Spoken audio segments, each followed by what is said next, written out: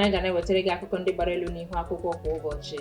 Ihe mmemme nke anyị kpọrọ ka o si mee, nke iji newspaper review wee mara. O webụrụ ihe kwuru ka a na-eme. Igbo bụ Igbo, ụtụtụ ọma. Onye biri ka nwanne ya biri, ụwa ga-aka mma. Cheta na ọ bụ n'Ugwumba telivishọn ka ozi anyị si erute gị. Taa wee bụrụ Wednesday, ahịa afọ, abalị 22 n'ime ọnwa 11 nke afọ 2023. Eji m aka na emere ọfụma ebe ahụ ị nọ.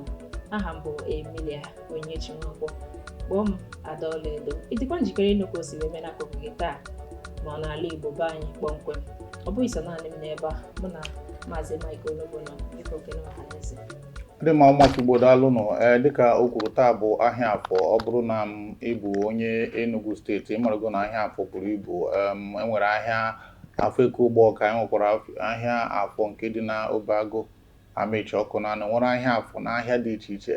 Ya bụ ọ bụrụ na ihe gbasara ihe Igbo na-adịghị mma, ahịa Igbo na-adịghị mma n'ime obodo, biko garuo n'ụbọchị tata ka anyị gbapụ ọsọ. Ndị nke a na-azụ na bụ na ahịa afọ dị na bụ ahịa afọ ka a na-azụkwa. Kedu ahịa afọ? Kedu aha otu afịa dị na bụ? Ahịa anyị na-azụta na be anyị bụ ahịa Afọ Udo ma ahịa Afọ Enyim. Dịka esi wee mere ka anyị gbapụ ya ọsọ na-egbughị oge ọbụla. Akụkọ mgbe anyị nwere ebe a taa wee sị, I'll be among those to welcome Nnamdi Kanu December 15. Nke a wee bụrụ Honorable Obi Agụọcha na-ekwu ya. Obi Agụọcha wee bụrụ member representing Ikwuano Umuahia Federal Constituency. O wee na-akọwa na ọ ga-eso na ndị ga-asị Maazị Nnamdi Kanu nnọọ na December 15 mgbe a ga-atọhapụ ya n'ụlọ nga. Ị nwere ike ikwu maka ya? Nke a bụ olileanya. Nke a bụ olileanya ka e nwere na ọ bụrụ na ọ gaa na ụlọ nkwubi okwu Supreme Court na a ga-atọhapụ ya na December 15. Ya mere na ọtụtụ n'ime anyị na-ene anya na ụbọchị ahụ na anyị ga-esogasị ọhamadike ndị Igbo ya nnọọ maka na o tee na-eji o rukwe na kịta. Ụfọdụ n'ime anyị na-ekwenye na ọ dị ka onye nke a chọrọ iji gbara ndị be anyị ekeresimesi. Jagabandị ka ọ chọrọ iji gbara ndị be anyị ekeresimesi maka na anya bụ nwa amadi o tee n'ụlọ. Ụfọdụ n'ime anyị kwenyere mgbe onye nke a pụrụ apụ ji ya, anyị mara na onye nke ahụ bụ obi akpọ na onweghị enweneta ha ka ọ hapụ ya. Mana anyị na-atụ anya na ọ bụrụ na onye nke a chọọ ka emeta ọfụma, ọ bụrụ na ọ chọọ ka ndị mmadụ sie na ihe a na-akpọ rule of law na ọ na-enwe isi, o ruo n'ụbọchị ahụ ekwesịrị ịhapụ ya maka na enweghị iwu ji mana mbụ mana kịta akwa. Ya mere biko ndị be anyị ga na-ene anya ka na-ekpekwa ekpere n'oru ụbọchị ahụ na ndị ihe ndị iwu, ndị ọkaiwu na ndị ikpe na Supreme Court ga-atọhapụ ọhamadike ndị Igbo. Mụ onwe m sokwe na ndị ga-asị ọhamadike nnọọ maka na nweze anaghị efu na mba. Ka anyị gaa n'iru. Ya bụrụ na ị chọrọ oke nke a bụ na ABN telivishọn ka esi wee nweta ozi dị etu a. Iji gbakwunyekwu ya, otu ihe ọzọ dị n'ime ya bụ na ịmarago na ndị ndọrọ ndọrọ ọchịchị nwere etu ha na-esi eme ihe ha. Mgbe anyị pere mpe n'afọ 1983 ka Shagari ịma mgbe ahụ ndị MPN chọrọ ka ha bata ana Igbo. Igbo bụkwa na Anambra na Imo mgbe ahụ enweghị etu ha ga-esi bata n'ihe na-abụghị ị ga-agbagharụ nna ya ukwu bụ Ojukwu wee gbagharị esi ya si na Cote d'Ivoire wee bata. Ya bụ n'afọ 1982 maka na a na-akwado ntụnye aka na 1983 wee gbaghara Ojukwu ka ọ bata iji wee metụ ndị Igbo aka n'obi. Ya bụ na ikekwe ọ bụrụ na ndị APC chọrọ ihe ha ga-emere ndị Igbo ka obi dị ha mma, ka obi dị ha mma, ọ bụrụ na obi dị ha dị ndị Igbo mma, anyị nwee ike ịtụnyere ndị APC. Mana biko onye a gwara amarana, ọ na-abụghị nke esi azụ ụlọ, anyị amarana. Si nke ọma mezie nke ọma mewe. Hallelujah. N'egbughị oge ọbụla, akụkọ ọzọ anyị nwere ebe a wee sị massive demolition loading in Lagos. Nke a wee na-akọwa na Federal Housing Authority FHA na-akọwa na ha ka na-abịakwa ịkwatu ụlọ ruru 677 ebe ndị ọzọ dị 744 ka a ga-akwatu ụfọdụ wee hapụ ụfọdụ. Nke a bụ ka e wee mekwenụ ka o doo ndị Igbo anya ma ndị ọzọ dịka ihe a metụtara ha ka ajụ n'ume. Ya bụ ihe akwụsị. Enwere aja a na-eke n'ume na-abụghị na ịma ekwe ekwe na-ekwe n'ute ekwere. Ọkụkụ na-ada anụ ihe ọ na-anụ ihe n'ime ite ofe ọ bụrụ na a na-asị gị biko yokwe ọfụma tupu ịrụ ụlọ a maara na ị kpatara ego ịchọkwa na ịrụ ụlọ mana biko nke a ga-akụziri ndị ọ na-emebeghị ihe ọ bụrụ na ịkpata ego dịka ụdị m nkịta mkpata ego amarago m na aga m ebigodo ụzọ rụọ n'ala Igbo ọ bụzi na landlord mma mụra na Lagos enwere m ike mechatawa obere ebe m ga-ebi ọ ga-abụ eme ihe na ọgbahapụrụ m ya bụ na akwatuo na ndị akwaturu si na aka ga-akwatukwa ọzọ ndị nke kwaturu nke mbụ bụ ndị Lagos steeti gọọmenti na-eti mkpu na Lagos na-eme ihe na nke ahụ ndị Federal Housing otu onye siri ọ bụrụ na ị gaa ahịa Eke nụọ ọgụ na-aga ahịa Orie nụọ ọgụ gaa ahịa Afọ nụọ ọgụ ọ bụrụgodo na ị chọghị okwu ịnụ ọgụ n'afịa na-atọ a ihe ọ pụtara bụ na ọgụ a na-achọ okwu ya mere na ndị be anyị kwesịrị ka anyị nezie anya ọfụma kedu ihe kpatara na mgbe ọbụla ya na-arụ ụlọ n'ebe na-ekwesịghị ịrụ ma ọ bụ na-enyochaghị enyocha mana ihe dị etu a bụkwa na ihe mwute maka na ụlọ ndị a rụrụ ebe a abụghị taa ka a rụrụ ya mana ọ na-adịzi m ka a ga-asị na mgbe ndị a rụchara ụlọ a na-emeghe ya nyocha maọbụ na gọọmenti ekwughọ na-ekwe ebe a ga-arụ ụlọ ma na-ekwe ebe na-agaghị arụ ụlọ kedu ndị bụ ndị a na-eresi ndị Igbo ala ebe ahụ ọ bụkwa sọsọ ndị Igbo mana ịmago na ndị Igbo ka ọka nkụ n'ahụ maka na anyị nwa na-arụ ụlọ ofu ihe bụ na amara m na ndị gọọmenti na-eme ka ndị Igbo ghara isi maka na dịka m kwuru ndị Lagos emechana ndị federal gọọmenti na-achọ ime nke ha enwekwana ọtụtụ ebe dị iche iche n'ala Igbo maka amara m na ọchịchị gara aga n'Enugu steeti onye a na-akpọ Maazị Onobo onye nyere onye nọ n'ikikere ndị na-emezi ụlọ ndị gịnị development gịnị ọ bụ onye isi ya n'Enugu steeti ọ kụtụkọtara ụlọ ndị mmadụ ọ kụtụkọtara ọkụ ebe ọkụ ogbo amaghị m ka ụfọdụ n'ime ha abụ ndị akụtụrụ n'ụzọ ziri ezi maọbụ na mana ndị mmadụ tikọtara mkpu nsị nwoke ma ọzi nkụtụ na-agụ ya bụ na nkụtụ ụlọ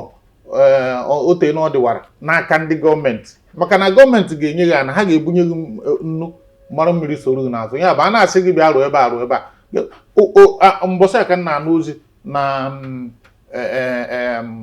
federal minista Wike nke nọ n'Abuja na-ekwu okwu na ụlọ aka ga-akụtụ ka nkụ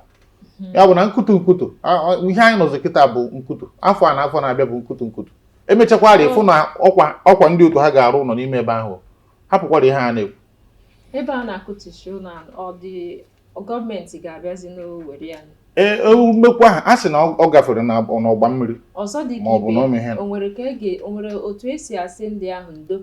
ngwa na nke a jide ọ bụrụ na ị nweghị CFO enwere ihe ọbụla mere eji kụtuo ụlọ ọ bụrụ na a kụturu ya n'ụzọ ziri ezi ikekwe ọ bụrụ na enwere ihe a chọrọ ime asị ka ejide ebe a wee rụọ ya ọ bụrụ na ị nweghị CFO aha wụkwa nke a bụ ihe efu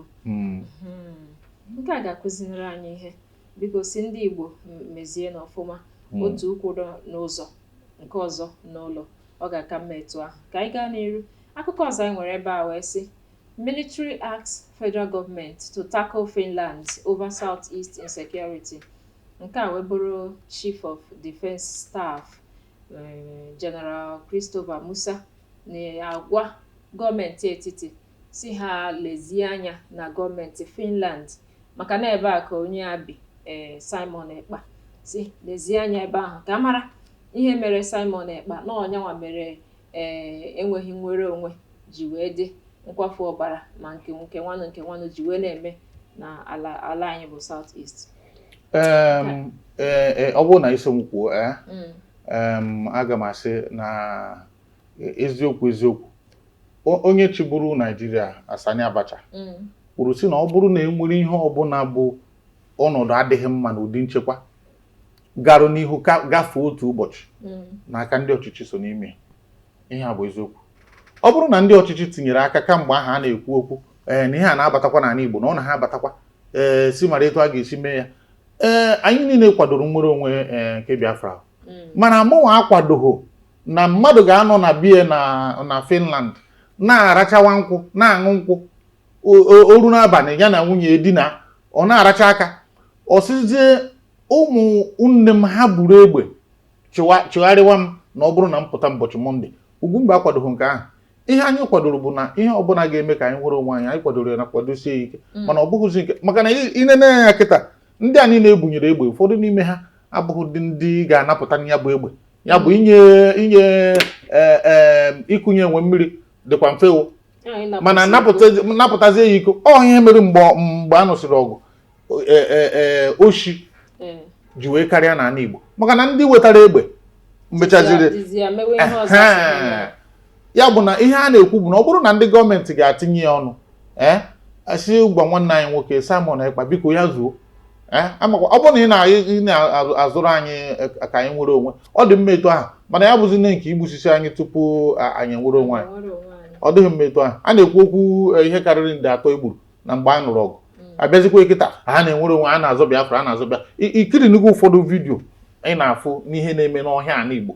ọ bụkwa nke ndị Fulani na-eme ma ọ bụ nke ndị ọzọ na-eme na ọwụ nke ndị Igbo na-eme enwe nke m furu ha gburu isi mmadụ anọkọtasị na ndị ESN na ndị Ebube Agụ na ha na-egbu onwe ha na ha na-eme nke ha niile ewe Igbo ọ bụrụ gịnị ndị gọọmenti isi na-adịghị mma na ofu nwoke nọ Finland rijuo afọ sizi na aga na-ama aka mbakwa mana ihe chọrọ ịghọta ebe ahụ bụ ihe a na-eme ihe a Simon Ekpa na-eme ọ ka federal gọọmenti of Nigeria ka ha nwee ike itinye uche n'ihe banyere Nnamdi Kanu ka tọhapụ ya na nga maka na ihe nche mere ha ji eme ihe sit at home na ka ọ bụ ihe ijụọ m ga-asị gị na ịmarụgo na enwe ihe a na-akpọ civil disobedience nke mbụ bụ na mgbe a malitere ndị malitekwa ya abụghị Simon Ekpa ndị malitere ya bụ ndị DOS ndị IPOB DOS ihe ha jikwuru mmalite ya bụ ka ndị mmadụ marụ na anyị niile kwụ Nnamdi Kanu n'azụ ya bụ ka a tọhapụ ya bụ civil disobedience bụ ihe dị mma iwu kwadoro ya na ị ga na-eme ihe a ka e wee marụ na ihe a na-emeghi na ọ na-erute mana enweziri mgbe o ruru ya bụ ihe kịta echekwara m na ọ ka dịzi Simon Ekpa n'aka maka na ndị egbe bịagoro aka ndị ka gasị na ndị omekome ndị ọzọ na-achọzi ọdịmma ndị Igbo onye ọbụla ejide gị ya ha nwude gị ya n'aka werezi ya na-eme ihe ọzọ ihe nke ka nje ebe ahụ bụ na ọ ka bụkwa Simon Ekpa Biafra bụ ihe na-aza aja afọ anọ maka na o nwere ndị pụtagoro wee foro ntụtụ tasị ebe ọ bụ ndị a bidoro ihe a anyị ga-emezi ya n'ụzọ ọzọ ka o wee dizikwe ka ndị a bụ ha nwaka na-eme akpa aja agwa ejidugo afa ha mee ọtụtụ ihe na-adịghị mma ndị ọ na-ewute anyị maka na ebidoro ya na-asị ihe a dị mma anyị na ha aga n'ihu mana o ruo n'ọnọdụ a ga-asị na nke a bụ nwaanyị ga-wuru agụba dọkasịa ike ya bekasịa ike ya si ya na-emegide di ya ịnọ n'ụlọ ụbọchị Mọnde enweghị ihe ebe ị gara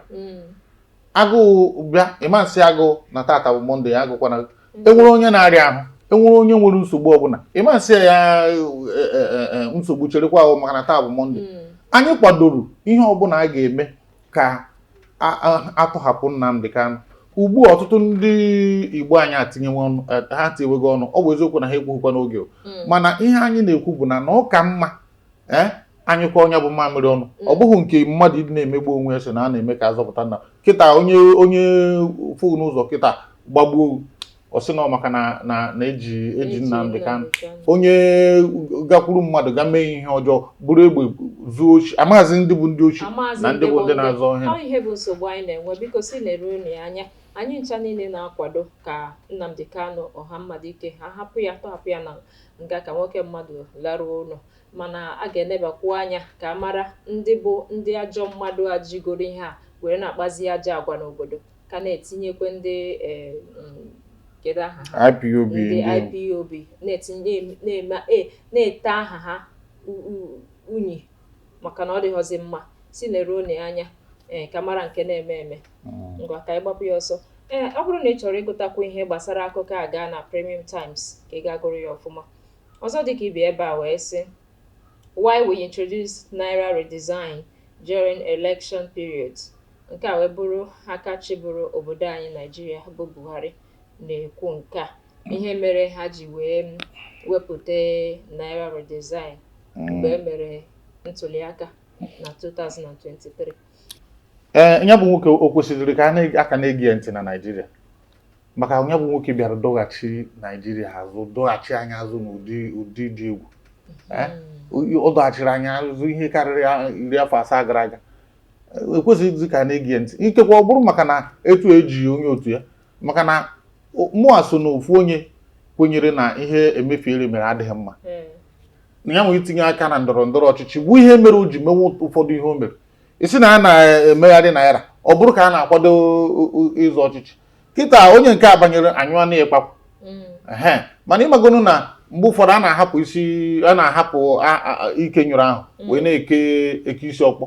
ọ bụrụ na ebe ihe kwesịrị ime ma onye a kwesịrị ịkpọpụta ya kịta jụọ ya si ya nwoke m ihe ahụ mere ka etu esi mee ya gịnị kpatara eji mee maka ya bụ ihe ataka anya afọ anyị ekwesịghịzi ime ihe na ya bụ ihe ọ na-ekwu hapụ ya na ọ narụ ya ga-aṅụ okwu na nwunye ya. Nke ka m njọ bụ na ihe nwe kwuru ihe mere ji wee mee naira redesign enweghị ọkwa isi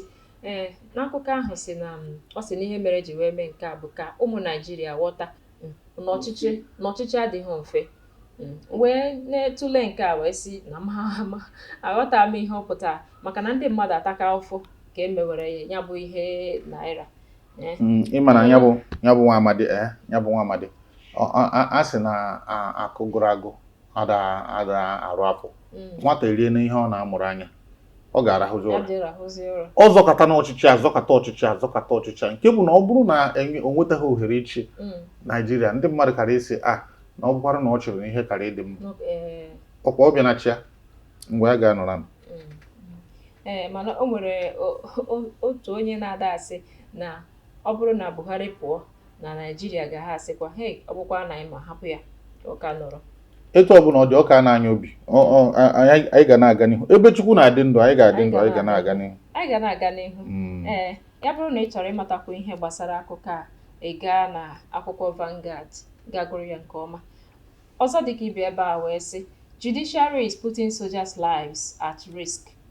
Nke a wee bụrụ Chief of Defence Staff General Christopher Musa na-ekwu ya. General Christopher Musa na-ekwu nke a.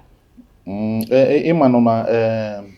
ihe o kwuru bụ eziokwu mana ọ ka mma etu ọ na-erukwu ha n'ahụ maka nkọwa okwu ya bụ na ha na-agbagharị mee ihe niile jide ndị Boko Haram na ndị akpọrọ bandits na ndị akpọrọ ihe ejidecha ha tupu ị na-esi na ihe na-apụ ọ bụrụ na ofu judge ma ọ bụ ofu magistrate atọhapụ na ha si ha na mana aka jikwa Nnamdi Kanu eji afọ one kịta na-emente emimo mgbanụ isizikwanụ gịnị ọ bụrụ na ịgagharịa na obodo kịta ikekwa mara na onye bụ onye abalị dị egwu maọbụ na enwere etu agwa ya dị isi ka unu jikọta ọnụ kpọrọ ya kpọgara ndị uwe ojii iru ha n'ebe ahụ kpakpakpa o si n'ebe ahụ pụta ọ gakwutezi erisi nwoke m ọmụa ka ị gara kpọrọ polisi mụa ka ị ga-akpọtara ndị eke ịnọ na nsogbu ya bụ na ihe na-eme anyị bụ ndị ọdịnarị mmadụ emeghekwana ma ndị amị etu ọ na-abụrụ anapụta ha nwere ndị ha jidere ejide atọhapụ ha ozugbo ikekwe uche ya agbabeghị na ya bụ ihe abata ya n'ime akpa ya bụ ihe ọ na-agbara ọsọ abata ya n'ime akpa maka na ọ bụghị naanị na a na-atọhapụ ha nọ na gọọmenti gara aga na-abụrụ onye mechaa asị na ndị a bụ repentant ndị repentant akpọrọ ha kponye n'amị mgbe ha hapụziri ihe na batazie n'amị gị na ha na-anọzi n'ọfịs kedu ihe ị chọrọ nke a bụ ka ha ghọtazie na ihe na-agụ nwaanyị na-agụ onye tụgharịa maka na anyị nwa bụ gịnị nwanụ ka a na-akpọdo anyị ndị bloody civilian bloody civilian ihe na-agụ anyị nwa na-agụzikwa ndị amị si biko lezienụ ya anya maka na ịma na anyị maara na ọ bụghị sụsọ ha nwa ọ bụghị sụsọ nsogbu ọ na-ekwu kịta abụghị sụsọ ndị judges maka nke a na-ekwu bụ nke akpọga court nke enyekweghị na ọda enwere ndị na-anaghị eruzi court onye isi enye ọda kịta ọ na ha ekwu ihe na ọ naghị etiji aja na ndị court na-eme nke na-ada agakwana court asịzi na ndị nke a na ha echegharịcha ndị ha gbagburu mgbe ha na-eme ihe na maka echegharịcha nke ahụ ebunye ha ụfọdụ n'ime ha ka a na-akpọpụ obodo oyibo akpọga obodo oyibo aga were ego anyị ga-eji baa uru na Naịjirịa wa ịga zụọ ha haziere ha ọnọdụ mana ụmụ nwaanyị ha gburu di ha nwunye ndị soja egburu di ha akwụbeghị ha penshọn akwụbeghị ha penshọn akwụbeghị ha gratuity achụpụ ha na baraks ọ ka iwe fụ na mgbe ụfọdụ arụrụ ana na-aba uru n'obodo anyị bụ Naịjirịa mana Ahịnze Chukwu otu aka ọ dị njọ ọ ga-adị mma udo dị Igbo bụ Igbo ebe a ka anyị na-eweta ya n'isi njedebe maka na ọ bụ ka anyị gụwa akwụkwọ gbara n'ihu akwụkwọ na nke taa ndị rutere anyị aka ịmara na ya agaghị ala mana cheta na anụ gbala taa echi bụ nta biko ya bụrụ na ihe anyị na-eme na-amasị gị binyere anyị aka ịhụnanya tinye ozi na ngalaba ozi kesaa ozi ya masịrị mere Ugwumba telivishọn echefuna na aha m bụ Emilia Onyinyechi Nwankwọ kpọọ m Adaọlaedo na Kene Ọhaneze tupu anyị na ọ dị m Igbo bụ Igbo ekene m unu na December 15th ebidono m tụkọwa ego m ga-eji gaa Abuja ka m soro waga na Ọhamadike ịtọ ụbọchị a ga-atọhapụ ya ihe a bụ ekpere asịghị m unu na a na-atọ isikwu na nkwu mana ama m na site na amara Chineke na ọ ga-apụta ụbọchị ahụ wee na-asị ise ọ ga-eme ngwa ụbọchị a ga-akpụ ise akpụzi afọ ọnụ ndewo